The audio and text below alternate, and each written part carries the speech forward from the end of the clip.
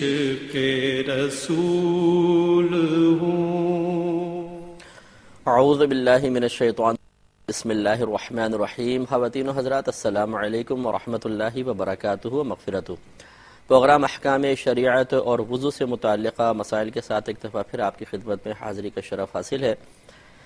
ایک عرصہ طویل کے بعد آپ سے دوبارہ ملاقات کا شرف حاصل ہو رہا ہے۔ بیچ میں کچھ تھوڑا سا بعض ناگزیر وجوہات کی بنا پر یقیناً گیپ ہوا، لیکن ہمیں یقین ہے کہ جس ٹاپک کو جس اسٹیج پر ہم چھوڑ کر گئے تھے، امید ہے کہ آپ نے وہ مسائل ذہن میں رکھے ہوں گے۔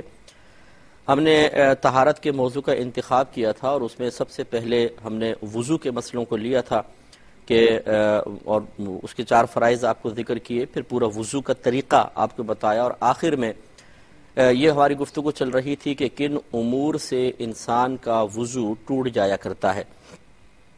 تو اس میں آپ کو چند اصول بتائے تھے۔ ایک تو یہ کہ جو مطلب ہم پیشاب وغیرہ کرتے ہیں، بڑا استنجا کرتے ہیں، یہ جن مقامات سے خارج ہوتا ہے انہیں مخرج معتاد کہا جاتا ہے۔ مخرج مانے کسی چیز کے نکلنے کی جگہ، اور معتاد جہاں سے عادتاً کوئی چیز نکلتی ہے۔ عادتاً سے مراد جیسے اللہ تعالیٰ کا قانون اور قدرت کے موافق، تو اسے کہتے ہیں مخرج معتاد۔ تو مخرج معتاد سے جو بھی چیز نکلتی ہے وہ انسان کے وضو کو توڑ دیتی ہے۔ لیکن ایک بس جو علماء نے ارشاد فرمایا، اس میں اگرچہ بعض فقہا کا اختلاف بھی ہے، لیکن اکثر اس کے اسی بات کے قائل ہیں کہ جو بعض بہنوں کو لیکوریا کا مرض ہوتا ہے اور عام حالت میں بھی پانی رستا رہتا ہے، یہ پانی پاک بھی ہوتا ہے اور اکثر علماء کے نزدیک، فقہا کے نزدیک، یہ وضو کو توڑتا بھی نہیں ہے۔ باقی جتنی بھی چیزیں ہیں جو خارج ہوتی ہیں مخرج معتاد سے، وہ چاہے کتنی ہی قلیل مقدار میں کیوں نہ ہو، انسان کا وضو ٹوٹ جائے گا۔ دوسری چیز جو انسان کی دکھتی آنکھ سے نکلنے والا پانی ہے، وہ بھی ناقض وضو ہوتا ہے۔ ناقض مانے توڑنے والا، ناقض وضو ہوتا ہے، یعنی وضو کو توڑ دینے والا ہوتا ہے۔ لیکن دکھتی آنکھ سے بیماری کی وجہ سے جو پانی نکلتا ہے وہ ناقض وضو ہوتا ہے۔ لہٰذا اگر کسی پر غم کی کیفیات طاری ہوئیں، کسی رشتہ دار کے مرنے کی وجہ سے، کسی مالی نقصان کی وجہ سے، یا محبت و عشق کی وجہ سے، جیسے نبی کریم صلی اللہ علیہ وسلم کی نعتیں سنی، آنکھوں سے آنسو نکل آئے، یا اسی طریقے سے آنکھ میں مرچیں پڑ گئیں، کوئی تنکا پڑ گیا اور آنسو نکل آئے، تو ان امور کی بنا پر جو آنسو نکلتے ہیں وہ سب کے سب پاک متصور ہوتے ہیں اور ان سے کوئی وضو نہیں ٹوٹا کرتا۔ لہٰذا یہ مشروط ہے اس کے ساتھ آنکھ سے نکلنے والا وہ پانی جو بیماری کی وجہ سے نکلتا ہے، دکھتی آنکھ سے نکلتا ہے، وہ ناقض وضو ہوتا ہے۔ اس کے علاوہ انسان کے بدن سے کہیں سے بھی خون یا پیپ نکل کر بہہ جائے اور ایسے مقام پر بہنے کی وہ صلاحیت رکھتا ہو کہ جس مقام کا وضو یا غسل میں دھونا فرض ہے، تو انسان کا وضو ٹوٹ جائے گا۔ تو انسان کے غسل میں جن اعضاء کو دھونا فرض ہوتا ہے، سمجھ لیں سر کے پاؤں سے لے کر سر کے بال سے لے کر پاؤں کے ناخن تک پورے بدن کو دھونا فرض ہے۔ لیکن کانوں کے اندر سوراخ کے اندر پانی ڈالنا کوئی فرض نہیں، آنکھوں کے اندر پانی ڈالنا فرض نہیں، باقی پورا ظاہری بدن دھونا ہوگا۔ تو گویا کہ خون یا پیپ نکل کر اگر مثال کے طور پہ آنکھ میں خون نکلا اور باہر نہیں آیا تو یہ ابھی وضو نہیں توڑے گا، کیونکہ وہ ابھی باہر نہیں نکلا ہے، اندر ہے، اور اس کا غسل یا وضو میں دھونا فرض بھی نہیں ہے۔ تو گویا کہ آنکھ کے علاوہ اور کان کے سوراخ کے اندر کے علاوہ باقی کہیں سے بھی اگر خون یا پیپ نکلے اور اتنی مقدار میں نکل جائے کہ اگر ہم اسے نہ روکتے یا اگر ہم نہ روکیں تو وہ بہہ جاتا، بہنے کی صلاحیت رکھتا ہے، تو پھر اس سے وضو ٹوٹ جائے گا۔ اس سے معلوم ہوا کہ صرف اس خون یا پیپ کے تھوڑے سے ظاہر ہونے سے وضو نہیں ٹوٹے گا جب تک کہ اس میں چلنے اور بہنے کی صلاحیت موجود نہ ہو۔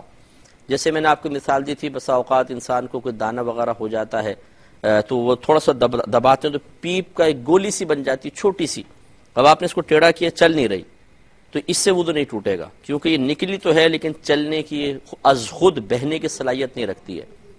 ہاں آپ نے یہ جھٹکا مارا، زور سے ہاتھ کو ہلایا، جھٹکے سے ایک دم وہ آگے بڑھ گئی، تو یہ بہنا نہیں کہلائے گا، کیونکہ آپ نے جھٹکا دیا، وہ جھٹکے کے زور کی وجہ سے چلی ہے، از خود اس میں اتنی قوت نہیں کہ وضو کو توڑ دے، لہٰذا یہ بھی اس سے بھی وضو نہیں جائے گا۔ ہاں اگر آپ خون یا پیپ نکلی خود بخود اور آپ نے اس طرح ہاتھ ٹیڑھا کیا، وہ چلنے لگی مثال کے طور پہ، یہ وضو ٹوٹ جائے گا۔ اور یاد رکھیں کہ جب کوئی یہ خون یا پیپ بدن سے نکلیں اور وضو نہ توڑیں تو پھر یہ ناپاک بھی نہیں ہوتے، یہ پاک ہوتے ہیں۔ یعنی جب تک چلنے کی صلاحیت نہیں ہے پاک کہلائیں گے۔ مثال کے طور پہ ہلکا سا کٹ لگ گیا، تھوڑا سا خون کی لکیر سی بنی، آپ نے ٹیڑھا کر کے دیکھا وہ چل نہیں رہا، اور آپ نے مثال کے طور پہ اس طرح آستین سے اس کو صاف کر لیا، اب یہاں بلڈ لگ گیا، آپ نے کافی دفعہ وہ تھوڑا تھوڑا نکل رہا، چل نہیں رہا، جتنا بھی آپ ٹیڑھا کریں آپ صاف کرتے رہے، 5-6 دھبے لگ گئے، آپ نے اسی طرح کھڑے ہو کے نماز شروع کر دی، کوئی حرج نہیں ہے، کیونکہ یہ خون پاک ہے، جب تک بہے گا نہیں پاک کہلائے گا۔ اس کو اور مسئلے کو یوں سمجھ لیں، مثال کے طور پہ خون نکلا اور آپ نے ایک روئی ہاتھ میں لے لیا، ٹیشو پیپر لے لیا، جیسے نکلا آپ نے اس کو روک دیا، پھر اور نکلا پھر روک دی، یعنی جذب کر لیا، پھر نکلا پھر جذب کر لیا، آپ نے اس کو بہنے نہیں دیا، تو کیا وضو ٹوٹے گا کہ نہیں ٹوٹے گا؟ تو میرے خیال میں آپ اگر الفاظ پہ غور کریں تو آپ فیصلہ کر لیں گے کہ ٹوٹ جائے گا، اس لیے کہ ہم نے عرض کی کہ وہ خون باہر نکلے اور اتنی طاقت اور اس میں صلاحیت ہو، اتنی طاقت اور قدرت ہو کہ وہ خود بہہ سکتا ہو، تو وضو ٹوٹ جائے گا۔ یہ الگ بات ہے کہ آپ نے اس کو بہنے نہیں دیا، بہنے سے پہلے اس کو آپ نے جذب کر لیا ہے، تو یہ جذب کرنے کا اعتبار نہیں ہوگا، بلکہ جتنی مقدار میں وہ باہر نکلا اس مقدار کا اعتبار ہوگا۔ چنانچہ آپ کو گمان کرنا ہوگا کہ اگر میں اس کو صاف نہ کرتا اور ایسی چھوڑ دیتا تو کیا یہ بہتا کہ نہیں بہتا، اگر دل گواہی دے کہ یہ بہہ جاتا تو وضو ٹوٹ گیا۔ تو اس پہ مزید انشاءاللہ کلام کریں گے۔ ایک پہلے کالر آج منتظر ہیں، دیکھتے ہیں ہم سے کیا پوچھنا چاہ رہے ہیں۔ السلام علیکم۔ وعلیکم السلام جی۔ جی بھائی جان، کیا حال ہے ڈاکٹر صاحب؟ اللہ کا بڑا کرم۔ سر سوال یہ ہے کہ ایک آدمی ویزے پہ سعودی عرب آتا ہے، اچھا، کیا اس کو پاکستان سے آتے وقت احرام باندھ کے آنا چاہیے یا پہلے ادھر سے آنا چاہیے تو ڈیوٹی جوائن کرنے کے بعد عمرہ کرنا چاہیے؟ اچھا، یعنی آپ یہ کون سی جگہ پہ کام کر رہے ہیں؟ مثلا ریاض وغیرہ کام کر رہا ہے بالفرض یوں؟ جدہ میں۔ جدہ میں جدہ میں آنا ہے۔ ٹھیک ہے، اور پھر اس کا جب یہ گھر سے نکلا تھا تو کیا ارادہ تھا؟ مکے آنے کا ارادہ ہے یا جدہ میں ڈیوٹی کرنے کا ارادہ تھا؟ چلے میں بتا تو دوں، وہ ڈیوٹی کرنے کے ارادے سے آ رہا ہے نا، کہ وہ ویزے پہ آ رہا ہے، نئے کام پہ آ رہا ہے ادھر۔ ٹھیک ہے میں سمجھ گیا، میں بتاتا ہوں۔ ٹھیک ہے ٹھیک ہے، میں بالکل آپ کو انشاءاللہ بھی عرض کرتا ہوں۔ ایک اور کالر ہمارے ساتھ ہیں۔ السلام علیکم۔ السلام علیکم جی وعلیکم السلام۔ مفتی صاحب کیا حال ہے؟ ٹھیک ہے جی اللہ کا بڑا کرم ہے۔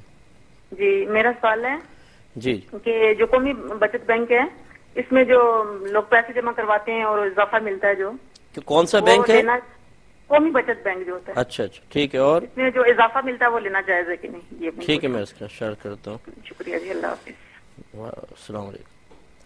تو آپ کی خدمت میں یہ عرض کر رہے تھے کہ وضو ٹوٹنے کی بات چل رہی تھی کہ اگر بدن کے کسی بھی حصے سے خون یا پیپ نکلا اور اتنی مقدار میں نکلا کہ بہنے کی صلاحیت رکھتا ہو تو وضو توڑ دے گا، اور جو پیپ یا خون وضو توڑنے کی صلاحیت رکھتا ہے یاد رکھیں وہ ناپاک بھی ہوتا ہے، لیکن وہ خون یا پیپ جو بدن سے نکلا لیکن بہنے کی صلاحیت نہیں رکھتا یہ وضو نہیں توڑے گا، اور جب یہ وضو نہیں توڑے گا تو یہ پاک بھی کہلائے گا، یعنی ناپاک نہیں ہوگا۔ آپ دیکھیں مخرج معتاد سے جو چیز نکل رہی ہے اور یہ جو باقی جسم سے نکلتی ہے انہیں کہتے ہیں مخرج غیر معتاد، یعنی غیر عادی طور پہ نکلتا ہے۔ ان دونوں میں بنیادی فرق یہی ہے کہ مخرج معتاد سے کوئی چیز نکلے چاہے بہنے کی صلاحیت رکھتی ہو یا نہ رکھتی ہو، ذرا سی مقدار میں بھی نکلے گی وضو گیا، لیکن مخرج غیر معتاد سے جو چیز نکلے گی جب تک بہنے کی صلاحیت نہ رکھتی ہو تب تک وضو نہیں جاتا۔ امید ہے آپ اچھی طرح سمجھ گئے ہوں گے۔ ایک ناروے سے کال ہے، کالر ہیں، دیکھنے کیا پوچھ رہے ہیں۔ السلام علیکم۔ وعلیکم السلام، میں مسز احمد بات کر رہی ہوں۔ جی بہن، مجھے یہ پوچھنا تھا کہ ہم لوگ ادھر حوصلوں میں قرآن سیکھنے جاتے ہیں عورتیں، اچھا تو وہ ادھر نا عورتوں کے مخصوص عام میں بھی کہتے ہیں کہ قرآن پڑھ سکتے ہیں اور گلوز ذرا پہن کے چھو سکتے ہیں، اچھا تو ہم نے تو شروع سے یہی سنا ہے کہ وہ نہیں پڑھ سکتے اور نہیں چھو سکتے۔ جی تو جی ان سے ایک دو لوگوں نے بات کی ہے تو وہ آگے سے کہتے ہیں کہ دلیل کوئی نہیں ہے، اگر دلیل ہو تو پھر ہم بھی مانیں گے، لیکن کوئی خاص دلیل نہیں ہے اس بات کی۔ تو آپ پلیز ذرا اچھی طرح وضاحت کر دیں گے، میں فون رکھتی ہوں تو پھر مجھے اس کا اچھی طرح جواب دیں کہ پڑھ سکتے ہیں نہیں پڑھ سکتے، یا چھو سکتے ہیں یا نہیں۔ یا زیادہ تر وہ یہ بھی کہتے ہیں کہ جس طرح اس کے ساتھ اگر عربی لکھی ہوئی ہوتی ہے نیچے ترجمہ ہوتا ہے تو پورے ایک قسم کی نا تفسیر کی کتاب بن جاتی ہے۔ اچھا تو یہ پلیز ذرا ڈیٹیل کے ساتھ اگر ساری بتا دیں بہت مہربانی ہوگی، کہ دل میں بہت قرآن پڑھتے ہوئے بہت اس بات کے نا شک شبہ رہتا ہے پھر۔ جی میں عرض کرتا ہوں، انشاءاللہ عرض کرتا ہوں۔ اس کے علاوہ دیکھیں وضو ٹوٹنے والی چیزیں ہم آپ کو بیان کر رہے تھے، اس کے علاوہ جو وومیٹنگ ہو جاتی ہے انسان کو، قے ہوتی ہے، الٹی ہو جاتی ہے، اس سے بھی انسان کا وضو چلا جاتا ہے، کیونکہ یہ بھی ایک باطن کی طرح ہی ہے. جیسے کہ مخرج معتاد سے نجاست اندر سے باہر نکلتی ہے، ایسے ہی معدہ جو ہے یہ بھی، اس میں چونکہ کھانا پہنچتا ہے، تغیر ہو جاتا ہے، تبدیل ہو جاتا ہے، پھر وہ باہر نکلتا ہے تو اس سے وضو ٹوٹنے کا حکم ہوتا ہے. نبی کریم صلی اللہ علیہ وسلم نے اس پر وضو ٹوٹنے کا حکم ارشاد فرمایا ہے. لہذا لیکن اس میں قید ہے کہ یہ منہ بھر قے ہوگی تو وضو ٹوٹے گا، ورنہ نہیں. منہ بھر قے کا مطلب یہ ہے کہ اتنے پریشر سے وومیٹنگ ہو کہ انسان اس کو بتکلف روک، بہت یعنی کوشش سے روک سکتا ہو تو روکے، ورنہ وہ روک نہ سکتا ہو، بہت ایک دم اچانک اور تیزی کے ساتھ اور بہت زیادہ مقدار میں آتی ہے. یہ جو وومیٹنگ ہوگی یہ ناپاک بھی ہوتی ہے اور ناقض وضو بھی ہے، انسان کا وضو ٹوٹ جایا کرتا ہے. تو اس سے یہ بھی یاد رکھیں کہ جیسے آپ کو بتایا کہ یہ ناپاک ہوتی ہے، تو ایسے جو چھوٹے بچے ہوتے ہیں، بعض اوقات دودھ پیتے بچے، ان کو مائیں گود میں اٹھاتی ہیں، ان کا پیٹ دبتا ہے اور منہ سے دودھ نکل آتا ہے. اگر وہ معدے سے آیا ہے، جو بعض اوقات ہوتا ہے منہ پی رہے تھے تو منہ میں ہے، چلو وہ نکل آیا تو پاک ہے، لیکن جو معدے میں اتر گیا پھر باہر نکلا ہے تو یہ وضو، یہ جو دودھ ہوتا ہے یہ بھی ناپاک ہوتا ہے. اور اگر بہنوں کے کپڑوں پہ گرے گا، دوپٹے وغیرہ پہ گر گیا تو کپڑے اور دوپٹے ناپاک ہو جائیں گے. اسے پاک کیے بغیر نماز پڑھنا انتہائی خطرناک ہے کہ اگر وہ زیادہ مقدار میں لگا ہوگا تو نماز ہوگی ہی نہیں. اس لیے بہنوں کو اس مسئلے پر بھی انتہائی توجہ کرنی چاہیے. اور بھی مسئلہ عرض کرتا ہوں، پہلے ایک کالر آتے ہیں. السلام علیکم. السلام علیکم جی. جی وعلیکم السلام. جی مجھے یہ پوچھنا تھا کہ اگر میرے ہسبینڈ کا کاروبار اتنا اچھا نہیں جا رہا جی تو کیا میں ان کے ساتھ ہیلپ کرنے کے لیے نکل کے کام کر سکتی ہوں، یا پھر عورتوں کو یہ اسلام میں ہے کہ نہیں جی صرف ہسبینڈ پہ اس چیز کا وہ ہے کہ جی وہی کمائے اور وہی نکل کے کرے، اگر بہت ضروری نہیں ہے تو کیا یہ ضروری ہے کہ ہم ساتھ ہیلپ کریں، یا پھر ہمیں مطلب جو بھی ہے اس میں گزارا کرنا چاہیے؟ ٹھیک ہے. اور ٹھیک ہے. اور سیکنڈلی مجھے یہ پوچھنا تھا آپ سے کہ جو تہجد کی نماز ہے وہ ہمیں فجر سے کتنی دیر پہلے پڑھنی چاہیے، اور کیا مطلب جیسے اس میں کیا ضروری ہے کہ آپ لمبی صورتیں پڑھو، کیونکہ اگر آپ کو نہ آتی ہو تو پھر اس کے لیے آپ کیا کریں؟ ٹھیک ہے. جیسے آپ پڑھنا چاہتے ہیں. اور تیسری بات یہ پلیز کہ جب آپ پڑھ رہے ہو تو اگر آپ کے ذہن میں کوئی گندا مطلب عجیب سے خیالات آتے ہیں، جان پوچھ کے آپ کا جیسے دھیان اس چیز سے ہٹنے کے لیے، اس وقت فوراً توبہ استغفار بھی پڑھ لیتی ہوں دل میں. لیکن اس طرح کی چیز سے بچنے کے لیے انسان کو کیا کرنا چاہیے؟ مطلب میرا بہت دھیان، اگر جیسے میں قرآن پڑھ رہی ہوں تو ایک دم ذہن میں عجیب سا خیال آ جائے گا. جی میں عرض کرتا ہوں انشاءاللہ. ٹھیک ہے. جی بالکل میں عرض کرتا ہوں، آپ کو بتاتے ہیں. ایک اور کالر ہے. السلام علیکم. السلام علیکم. السلام علیکم. وعلیکم السلام ورحمۃ اللہ. مفتی صاحب میں آپ سے ایک سوال کرنا چاہتا ہوں. محمد ساجد سعودی عرب سے بات کر رہا ہوں. جی ساجد صاحب ارشاد فرمائیں. سر میں نے سنا ہے ایک آدمی نے بتایا تھا کہ اگر مسلسل 3 جمعے چھوڑ دیتا ہے آدمی تو وہ اسلام سے خارج ہو جاتا ہے. جی کیا یہ بات صحیح ہے؟ اگر وہ اسلام سے خارج ہو جاتا ہے تو پھر اس کو، اگر وہ شادی شدہ ہے تو اس کو دوبارہ نکاح کرنا پڑے گا؟ جی. اور برائے مہربانی میرا اس کے بارے میں میری رہنمائی کر دیجیے. جی میں عرض کرتا ہوں انشاءاللہ. بالکل عرض کرتے ہیں. آتے ہیں ایک میں مسئلہ عرض کر دیتا ہوں وضو توڑنے سے متعلق، پھر انشاءاللہ جوابات کی طرف آئیں گے. یہ دیکھیں بعض اوقات ہم جوتے وغیرہ پہنتے ہیں تو پاؤں میں چھالے ہو جاتے ہیں اور اس میں پانی آ جاتا ہے، وہ چھالا نوچتے ہیں تو پانی نکلتا ہے بعض اوقات. فقہائے کرام کی تحقیق کے مطابق اطباء یہ فرماتے ہیں کہ یہ اصل میں بلڈ ہوتا ہے، پھر یہ پیپ کی شکل میں بنتا ہے اور پھر خالصتاً پانی کی شکل میں آ جاتا ہے. تو چونکہ چھالے میں موجود اس پانی کی اصل خون ہوتا ہے تو گویا کہ یہ خون کی مثل ہی ہے، اور جب تک چیز اپنے معدن میں اپنی جگہ میں برقرار رہے، چاہے کتنی شکلیں بدلتی رہے، وہ اس کا حکم ایک ہی رہتا ہے. چنانچہ یہ خون ایک کھال کے نیچے اس کی جگہ ہے، یہیں پر یہ شکل بدلتا رہا تو چاہے کیسی بھی شکل بدل لی یہ ناپاک ہی رہے گا. ہاں اگر ایسا ہوتا، یہ اصول ہے بنیادی، اگر آپ یاد رکھنا چاہیں تو بہت اچھا ہے کہ اگر کوئی شے اپنے خاص معدن میں، معدن سے مراد جہاں پر وہ ہوتی ہے، مستقر ہے، اس کا ٹھکانہ ہے، وہ اس کا معدن کہلاتا ہے، یعنی یہیں پر یہ چیز تھی اور یہاں پہ بھی موجود بھی ہے. اگر ایسا نہ ہو بلکہ وہ ادھر سے جگہ تبدیل کر دے اور پھر اس کی ماہیت، اس کی حقیقت، اس کی حیت، اس کی ساخت بالکل بدل جائے اور اس کا نام بھی کوئی علیحدہ ہو جائے تو پھر حکم بدل جاتا ہے.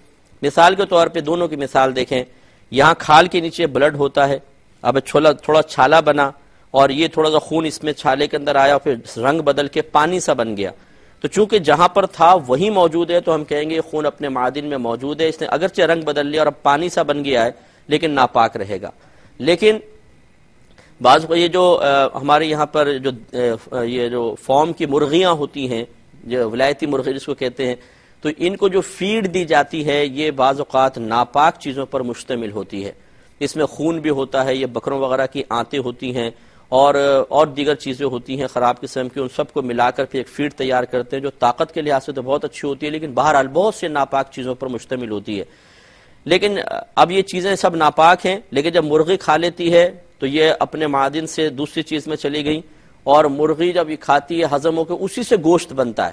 اب ہم گوشت کھا رہے ہیں تو یہ اس نے جو پہلے جو تمام خون تھا، آنتیں وغیرہ تھی، اس نے ایک نئی شکل اختیار کر لی، ایک گوشت کی شکل اختیار کر لی، نام بھی بدل گیا، ماہیت بدل گئی، اسمیل وغیرہ بھی نہیں رہی، تو اس کا گوشت کھانا شرعاً جائز۔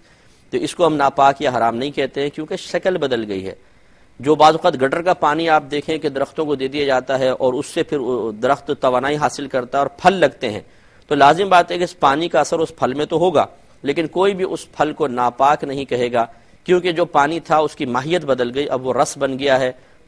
رس یعنی پھل کے اندر پانی کا کوئی مستقر ٹھکانہ نہیں ہوتا ہے، اس کا مطلب معدن بدل گیا تو یہ بھی پاک اور جائز قرار دیا جائے گا، لیکن یہ ناپاک ہوگا۔ یہ یاد رکھیں کہ چھالا آپ نے نوچا، لیکن اس میں بھی شرط وہی ہے جو خون اور پیپ والی ہے کہ اتنا پانی ضرور ہو کہ اگر آپ چھالا نوچیں تو وہ خود چلنے کی صلاحیت رکھتا ہو تو اس سے وضو ٹوٹ جایا کرے گا۔ ایک مزید کالر ہمارے ساتھ ہیں۔ السلام علیکم۔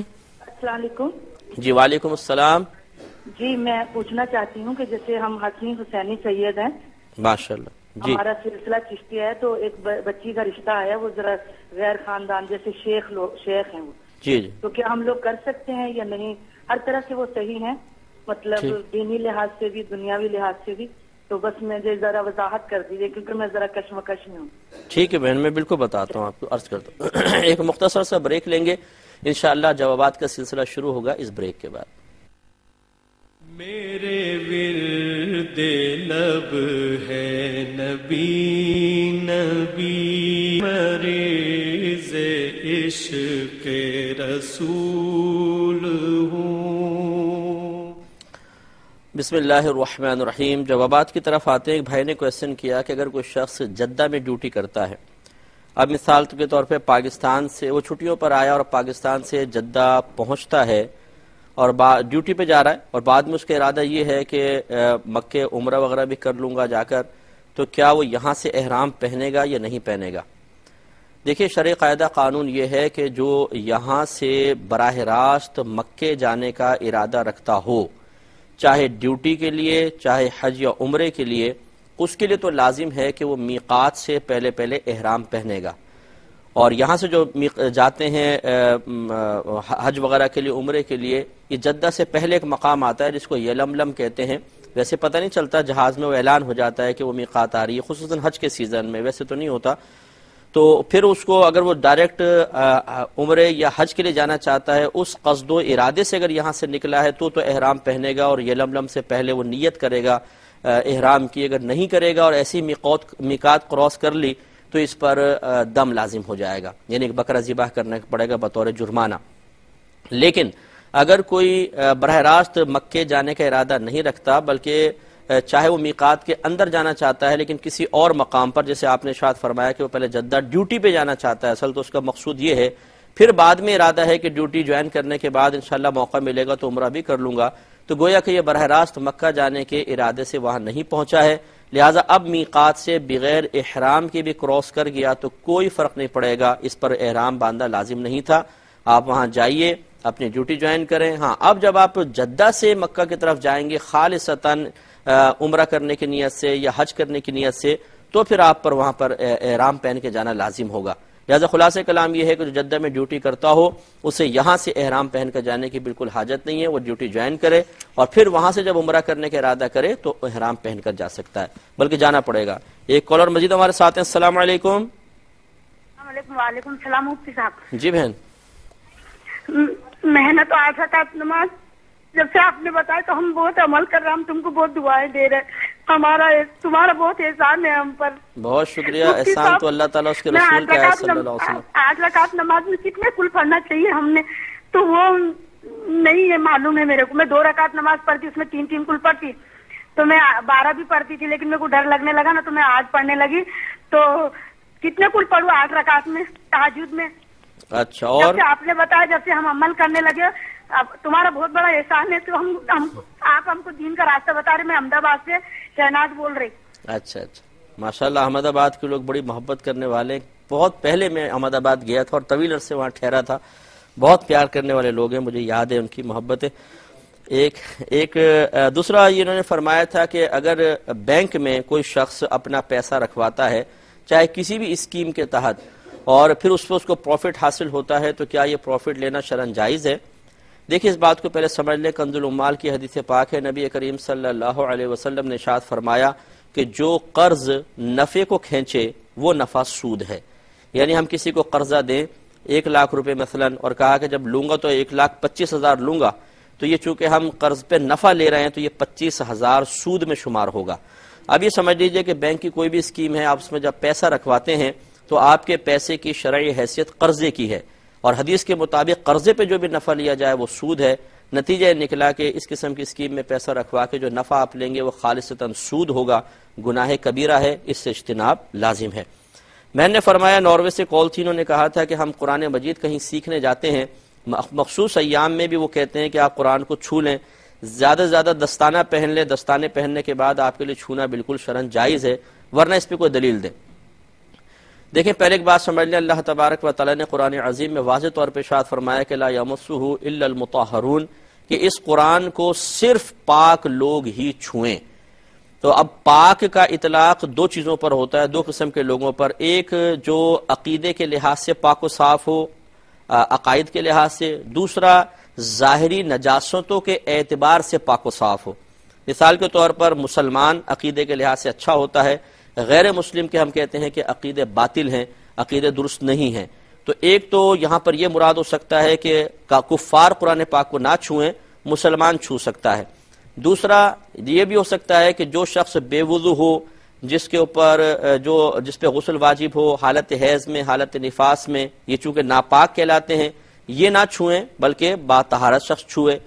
چونکہ ان میں دونوں معانی کا احتمال ہے تو اس لیے فقہائے اسلام نے, کیونکہ یہاں پہ حرمت کا بیان ہو رہا ہے کہ قرآن کو چھونا ناپاک شخص کے لیے حرام ہے, اور جہاں پر حرمت کا حکم ہوتا ہے, حرام کا معاملہ ہوتا ہے, وہاں پہ احتیاط مطلوب ہوتی ہے. لہذا فقہا نے فیصلہ کیا کہ کافر کا چھونا بھی اس کو حرام ہوگا. اسی طرح اگر کوئی شخص بے وضو حالت میں ہے, حالت جنابت میں, حیض میں, نفاس میں, وہ قرآن کو نہیں چھو سکتا. یہ تو قرآن سے ثابت ہوا, اس کا کوئی انکار نہیں کر سکتا. اب مسئلہ یہ ہے کہ کیا گلفز کے اندر یعنی دستانے پہن کے بہن قرآن کو پکڑ سکتی ہے یا نہیں. تو یہ یاد رکھیں کہ جو لباس انسان نے پہنا ہو وہ انسان کا تابع کہلاتا ہے, اور تابع ہونے کا مطلب یہ ہے کہ جو اس کے بدن کا حکم ہوتا ہے وہی اس کے لباس کا حکم ہوتا ہے. یہی وجہ ہے کہ جب آپ نماز پڑھتے ہیں اگر آپ کے کپڑوں پہ نجاست ہے تو بتائیے آپ ناپاک نماز پڑھ سکیں گے؟ جواب ہوگا کہ نہیں. کیوں؟ آپ کے بدن پر تو نہیں ہے. تو آپ کہیں گے چونکہ لباس ہم نے پہنا ہوا ہے اور لباس جسم کے تابع ہوتا ہے, تو گویا کہ لباس پہ لگی ہوئی نجاست ایسے ہی ہے جیسے بدن پہ لگی ہوئی نجاست. تو معلوم ہوا کہ جو لباس انسان نے پہنا ہوتا ہے اس کا حکم بالکل بدن والا ہی ہوتا ہے. اس سے آپ کو جواب حاصل ہو جائے گا کہ جس بہن نے دستانے پہن لیے, چونکہ یہ ایک لباس بن گیا, جو جسم کا حکم ہے وہی پہنے ہوئے لباس کا حکم ہے. تو جیسے خالی ہاتھ سے قرآن کو چھونا یہ حرام ہے, اسی طرح اگر دستانے پہن بھی لیے تو اس سے قرآن کو پکڑنا گویا کہ بالکل ایسا ہے جیسے ہاتھ سے پکڑنا, تو یہ بھی منع ہوگا. امید ہے کہ آپ کو بات سمجھ میں آ گئی ہوگی. اس لیے جو پہنا ہوا لباس ہے وہ جسم کے تابع کہلاتا ہے, اس سے آپ نہیں چھوئیں گی. آپ اگر پکڑنا چاہیں کسی ضرورت کے تحت تو یہ ہو سکتا ہے کہ ایک رومال جو آپ نے اوڑا ہوا نہ ہو, پہنا نہ ہو کوئی, وہ ہاتھ پہ رکھیں, اس سے قرآن پاک کو پکڑ لیں تو یہ ہو سکتا ہے, کیونکہ رومال آپ کا لباس نہیں ہے. لیکن اور یہ پھر کہنا کہ یہ ترجمہ صرف ہے تو یہ تفسیر کے حکم میں ہو گیا ہے اس لیے اس کو چھو سکتے ہیں, یہ غلط ہے. ترجمے کا وہی حکم ہوتا ہے جو قرآن عظیم کا حکم ہوتا ہے, اس لیے کہ جو اللہ کا کلام ہے حقیقتاً وہ معانی اور مفہوم ہے کہ جو ہمیں قرآن سے سمجھ میں آ رہا ہوتا ہے, وہ چاہے عربی عبارت سے سمجھ میں آ رہا ہو یا اردو عبارت سے سمجھ میں آ رہا ہو, اللہ کا کلام تو سمجھ میں آتا ہے, مقصود الہی تو ہمیں سمجھ میں آتا ہے. لہٰذا اس حالت میں قرآن پاک کو چھوئیں مت. بغیر چھوئے اگر آپ پڑھ سکتی ہیں تو پڑھیں۔ اس میں بھی فقہا نے حکم دیا کہ پوری ایک آیت کی قرات نہیں کریں گی، کیونکہ نبی کریم صلی اللہ علیہ وسلم نے حائضہ عورتوں کو قرآن پڑھنے سے منع فرمایا ہے۔ سیاہ ستہ کی روایت اس پر گواہ ہیں، لہٰذا توڑ توڑ کے پڑھ سکتی ہیں، وقف کر کر کے، جیسے الحمد للہ رب العالمین، ایسے ایک ایک لفظ کر کے ان ایام میں پڑھ سکتی ہیں۔ دیکھیں قیودات کا لحاظ کریں گی تو انشاءاللہ آخرت میں انعام حاصل ہوگا۔ آپ کا قرآن پڑھنا کسی دنیاوی فائدے کے لیے نہیں ہے، اللہ کو راضی کرنے کے لیے ہے، اور اللہ تعالیٰ کی رضا اس کے احکام پر مکمل طور پہ عمل پیرا ہونے کے نتیجے میں حاصل ہوگی۔ لہٰذا یہ نہیں ہو سکتا کہ اللہ تعالیٰ کی رضا حاصل کرنا چاہیں اور اس کے نافرمانی کے ذریعے اس کو حاصل کرنے کی کوشش کریں تو اللہ تعالیٰ کیسے راضی ہوگا۔ امید ہے کہ آپ بات سمجھ گئے ہوں گے۔ کالر ہمارے ساتھ ہے، السلام علیکم۔ السلام علیکم۔ وعلیکم السلام۔ جی بھائی جان۔ وعلیکم السلام۔ جی فرمائیے، ارشاد فرمائیں۔ جی میں نے سوال کیا ہے کہ میری ہمشیرہ ہے ایک۔ اپنے ٹیلی ویژن کی آواز بند کریں جلدی سے، ٹیلی ویژن کی آواز بند کیجیے۔ آواز بند کر یار۔ میری ہمشیرہ ہے ایک، سمجھ رہے ہیں؟ جی آپ بولتے جائیں، رکیے گا نہیں، آپ بولتے جائیے بس۔ جی میری ایک ہمشیرہ ہے، تو اس نے ایک عورت کا دودھ پیا ہوا ہے، تو میں یہ پوچھنا چاہتا ہوں کہ اس کے بیٹے کے ساتھ یہ رشتہ ہو سکتا ہے؟ ٹھیک ہے، جس کے ساتھ پیا ہے اس کے ساتھ نہیں، دوسرا بیٹا۔ ٹھیک ہے، ایک مختصر سا بریک لیں گے، انشاءاللہ جوابات بریک کے بعد۔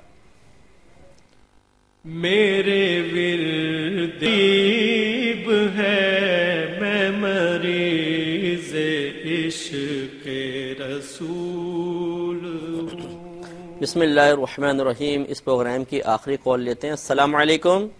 وعلیکم السلام ورحمۃ اللہ وبرکاتہ ومغفرتہ۔ جی بیٹا۔ جی مفتی صاحب، ماریا خان بات کر رہی ہوں کراچی سے۔ ہاں بالکل مختصر کیجیے گا، ٹھیک ہے، کیونکہ ٹائم بہت کم ہے، مختصر کویسچن جی کر میرا لیجیے۔ پہلا سوال یہ ہے مفتی صاحب کہ کیا شرعی فقیر خود یہ ڈیمانڈ کر سکتا ہے کہ مجھے زکوٰۃ دی جائے؟ ٹھیک ہے، اور دوسرا سوال میرا یہ ہے کہ ہم نے سنا ہے کہ سمندر کے کارے پانی سے روزے کی حالت میں وضو جائز ہے، کیونکہ وہ قدرتی طور پر نمکین ہے، تو کیا یہ بات صحیح ہے مفتی وضو صاحب؟ جائز ہے؟ جی اچھا ٹھیک ہے، سنا ہے۔ جی جی جی میں بتاتا ہوں انشاءاللہ۔ ایک یہ کویسچن کیا گیا تھا کہ بہن نے ارشاد فرمایا تھا کہ ان کے شوہر کا کاروبار کچھ متاثر ہے، تو یہ کہتی ہیں کیا میں گھر سے باہر نکل کے ان کی کاروبار کے سلسلے میں کوئی ہیلپ کر سکتی ہوں؟ دیکھیے مسئلہ یہ ہوتا ہے کہ اصل تو نان نفقہ چونکہ شوہر کی ذمہ داری ہے، اس لیے وہی گھر سے باہر نکلے گا اور کام کرے گا۔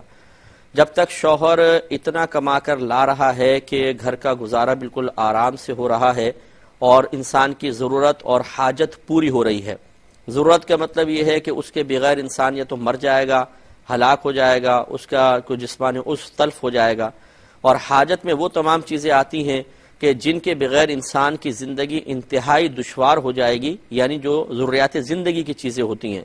جب تک شوہر یہ چیزیں لا رہا ہے، عورت کے لیے گھر سے باہر نکلنے کی بالکل اجازت نہیں ہے۔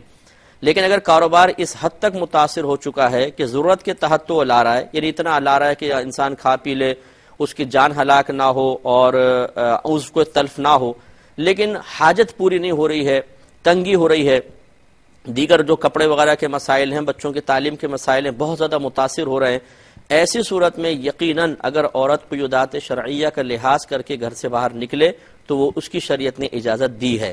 حضرت عبداللہ بن مسعود رضی اللہ تعالی عنہ کی زوجہ مبارکہ بھی باہر جا کر کچھ کام کرتی تھیں، بلکہ حضرت عبداللہ بن مسعود رضی اللہ تعالیٰ عنہ کسی عذر کے سبب جب کام نہ فرماتے تھے تو آپ اپنی زوجہ کی کمائی پر گزارا کرتے تھے، اور خود یہ نبی کریم صلی اللہ علیہ وسلم کی طرف سے اجازت شدہ چیز تھی، اس لیے اس میں قباحت نہیں۔ اب وہ قیودات کیا ہیں کہ پہلی بات تو یہ کہ وہ بہن اپنے شوہر کی اجازت سے باہر جائیں، نمبر 2 اس طریقے سے باہر نکلیں کہ پردے کا لحاظ ہو، بے پردگی وغیرہ بالکل نہ ہو، نمبر 3 راستہ پرفتن پرامن ہونا چاہیے، ایسا نہ ہو کہ معاذ اللہ عزت کو خطرہ ہو یا اور ہلاکت کا خوف ہو۔ پھر جس جگہ وہ کام کریں وہ مقام ایسا نہیں ہونا چاہیے کہ مردوں کے ساتھ عورت کو تنہائی اختیار کرنی پڑ جائے، ایسا کوئی معاملہ نہیں ہونا چاہیے، وہاں جا کر جائز وہ کام کریں، اور مردوں کے اگر بالفرض دوسرے کسی ڈپارٹمنٹ میں مرد ہیں بھی تو ان سے کوئی بیجا ہنسی مذاق وغیرہ بہن نہ کریں، ریزرو رہیں، تو بالکل وہ ڈیوٹی کر سکتی ہیں، شریعت نے اس کی اجازت ان قیودات کے ساتھ مرحمت فرمائی ہے۔ لیکن تمام تفصیل آپ ذہن میں رکھیے، اور پھر اگر کوئی بہن کام کرتی ہیں تو بہرحال اس پر کوئی الزام نہیں ہے۔ ایک بھائی بہن نے فرمایا کہ تہجد کا وقت فجر سے کتنی دیر پہلے ہوتا ہے؟ دیکھیں یہ مسئلہ یہ ہے کہ تہجد کا وقت اگر آپ سمجھ لیں گے تو آپ کو اندازہ ہو جائے گا، عشاء کے فرائض ادا کرنے کے بعد اگر کوئی شخص تھوڑی دیر بھی سو گیا، اب اس کی آنکھ کھلے گی، بس تہجد کا وقت شروع ہو گیا، اور یہ فجر تک رہتا ہے، یعنی فجر سمجھ لے چند سیکنڈ پہلے تک بھی تہجد کا وقت ہے۔ جب آپ نے عشاء کے فرض پڑھ کے سو کے جاگے، اس کے وقت سے لے کر فجر کے وقت تک پورا یہ درمیانی وقت تہجد کا ہے، جب کبھی آپ ادا کریں۔ ہاں آخری رات میں یعنی رات کے آخری پہر میں اٹھ کے پڑھنا یہ زیادہ افضل اور مستحب ہوتا ہے، لیکن اگر کوئی عشاء کے بعد تھوڑی دیر سویا پھر جاگا، مثلا اس نے ٹائم دیکھا بھی 12-1 بج رہے ہیں اور اس نے اسی وقت تہجد پڑھ لی، تو بالکل اس کی تہجد ہو جائے گی کہ شرط پوری ہو رہی ہے۔ اس کے بعد انہوں نے فرمایا کہ کیا اس میں لمبی صورتیں پڑھنا ضروری ہوتا ہے؟ کوئی ضروری نہیں ہے، افضل یہ ہے کہ آپ ہر رکعت میں اگر 3 بار سورہ اخلاص پڑھیں تو بہت بہتر ہے، کہ نبی کریم صلی اللہ علیہ وسلم نے 3 بار سورہ اخلاص پڑھنے پر پورے ایک قرآن کا ثواب ملنا ارشاد فرمایا ہے۔ لہذا جو تہجد کی ہر رکعت میں 3 بار سورہ اخلاص پڑھے گا تو 2 رکعتیں بھی اگر پڑھے گا تو گویا کہ 2 قرآن پڑھنے کو اس کا ثواب حاصل ہو جائے گا۔ مزید بہن نے کویشچن کیا تھا کہ نماز میں بعض اوقات اچانک برے خیالات آ جاتے ہیں، ان خیالات کو دور کرنے کا طریقہ کیا ہے؟ دیکھیے سب سے پہلے تو جب ایک چیز کے سبب کو آپ ختم نہیں کریں گے، اگر وقتی طور پہ آپ نے کسی مصیبت کو ٹال بھی دیا، سبب باقی ہے تو دوبارہ ہوگا۔ تو پہلی بات تو یہ کہ انسان اپنے ذہن کو پاکیزہ رکھے، ایسے مناظر نہ دیکھے کہ اس میں وہ خراب قسم کے خیالات ذہن میں جم جائیں، اسی طرح ایسے لوگوں کی صحبت میں نہ رہے کہ جن کی گفتگو اس قسم کی ہو کہ اس قسم کے خراب قسم کے خیالات ان کی گفتگو کی وجہ سے ذہن میں مرتب ہونا شروع ہو جائیں۔ جب تک یہ اسباب ختم نہیں ہوں گے انسان وسوسے سے کیسے بچ سکے گا؟ جیسی نماز پڑھیں گے وہ گفتگو، وہ مناظر متشکل ہو کے آ جائیں گے سامنے، اور پھر انسان بولے یہ وسوسے بہت آتے ہیں، تو وہ سبب ختم کریں۔ پاکیزگی اگر رکھیں، نگاہ میں پاکیزگی ہو، خیالات میں پاکیزگی، گفتگو میں پاکیزگی، اچھے دوست ہوں، پھر وسوسے برے خیالات کے کیسے آ سکیں گے؟ پہلی بات تو یہ۔ دوسرا، بہرحال اگر بالفرض اچھی ہی صحبت ہے لیکن پھر بھی کوئی برا خیال ذہن میں آ جاتا ہے، یا خدا نخواستہ کوئی برے منظر دیکھے، بری صحبت ہے، پھر بھی خیالات آ جاتے ہیں، تو بہرحال اس کو دور کرنے کا طریقہ ہم آپ کو عرض کرتے ہیں کہ نبی کریم صلی اللہ علیہ وسلم نے ارشاد فرمایا کہ جو کوئی نماز پڑھنے کھڑا ہو، نماز کی جگہ پہ کھڑے ہو کر اپنی بائیں جانب لیفٹ سائڈ پر 3 دفعہ تھو تھو تھو کرے، تھوکے نہیں، تھو تھو بس کرے، اور نیت یہ کرے کہ میں شیطان کے منہ پر تھوکتا ہوں، اور پھر اعوذ باللہ من الشیطان الرجیم اور لا حول ولا قوت الا باللہ العلی العظیم پڑھ کے نماز کا آغاز کرے۔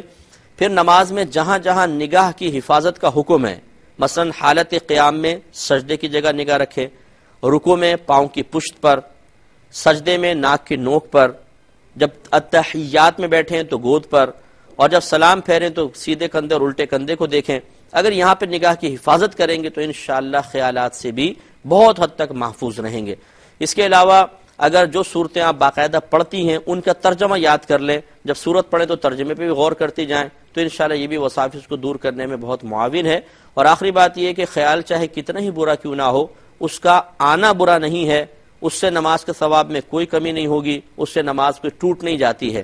ہاں جان بوجھ کے خیال لانا یا آئے ہوئے خیال میں پھر اور ایڈنگ کر کے اس کے بارے میں سوچنا شروع کر دینا، اس سے ضرور ثواب میں کمی ہو سکتی ہے، اس لیے اجتناب کریں، جیسے خیالات اس کو ٹال دیں، جھٹک دیں، سوچیں نہیں اس کے متعلق، اور جو ہم نے امور عرض کیے ان کو اگر آپ اختیار کریں گی تو انشاءاللہ خیالات سے کافی حد تک نجات ملے گی۔ بھائی نے فرمایا کہ کسی نے ان کو کہا ہے کہ جو 3 جمعے لگاتار جان بوجھ کے چھوڑ دے وہ اسلام سے نکل جاتا ہے، تو یہ پوچھتے ہیں کہ کیا اگر واقعی ایسا ہے تو کیا اگر کوئی 3 جمعے چھوڑ دے گا اس کو دوبارہ نکاح کرنا پڑے گا اگر شادی شدہ ہے تو؟ دیکھیں یہ صحیح حدیث میں ہے، نبی کریم صلی اللہ علیہ وسلم نے ارشاد فرمایا جس نے 3 جمعے لگاتار جان بوجھ کے چھوڑ دیے اس نے کفر کیا۔ تو اب صحابہ کرام میں 2 مذہب تھے، یعنی 2 گروپ تھے۔ بعض صحابہ کرام اس کو اصل پر رکھتے تھے کہ جس نے 3 جمعے چھوڑے وہ کافر ہو گیا، اسے دوبارہ اسلام قبول کرنا پڑے گا، لیکن یہ صحابہ کی تعداد کم ہے۔ جمہور جو اکثر صحابہ ہیں ان کا نظریہ عقیدہ یہی تھا کہ یہاں پر 3 جمعے چھوڑنے کا مطلب یہ ہے، یعنی چھوڑنے سے کفر کا مطلب یہ ہے کہ وہ کفر کے قریب ہو گیا لیکن وہ کافر نہیں ہوگا، یا وہ کہتے ہیں کہ نبی کریم صلی اللہ علیہ وسلم کے کہنے کا مطلب یہ ہے جس نے حلال اور جائز سمجھ کر 3 جمعے چھوڑے وہ تو بلکہ 1 جمعہ بھی چھوڑے تو وہ کافر ہو گیا، یہ کہنا مقصود ہے۔ لہذا علماء احناف اس پر متفق ہیں، ان صحابہ کا مذہب لیتے ہوئے کہ اگر کسی نے 3 جمعے لگاتار جان بوجھ کے چھوڑے، ان جمعوں کا چھوڑنا وہ حرام ہی تصور کرتا تھا، کافر تو نہیں ہوگا لیکن گناہ کبیرہ کا مرتکب ہوگا۔ اور یقینی سی بات ہے جب کافر نہیں ہے تو اسے تجدید ایمان تجدید نکاح کرنے کی حاجت بھی نہیں ہے. ہاں احتیاطاً کرنا چاہے، خوف خدا کے باعث کرنا چاہے تو کوئی حرج نہیں ہے، وہ تو ویسے بھی انسان کر سکتا ہے. بہن نے فرمایا کہ یہ سید خاندان سے حسن حسینی سید ہیں، کیا یہ بچی کا رشتہ کسی دوسرے خاندان میں کر سکتے ہیں؟ جی بالکل کر سکتے ہیں، اس میں کوئی قباحت نہیں ہے. اس پوائنٹ کو سمجھنے کی ضرورت ہے، کاش یہ سب کی سمجھ میں آ جائے کہ جو کفو کا مسئلہ ہے، ہم پلہ ہم نظیر ہونے کا مسئلہ ہے، یہ شریعت نے متعارف ہی اس لیے کرایا تھا کہ بچی اگر از خود ایسے شخص سے نکاح کر لے جو اس کے والدین کے لیے باعث شرم و عار ہو تو والدین اس شرم و عار کو دور کرنے کے لیے اس نکاح کو ختم کروا سکتے ہیں.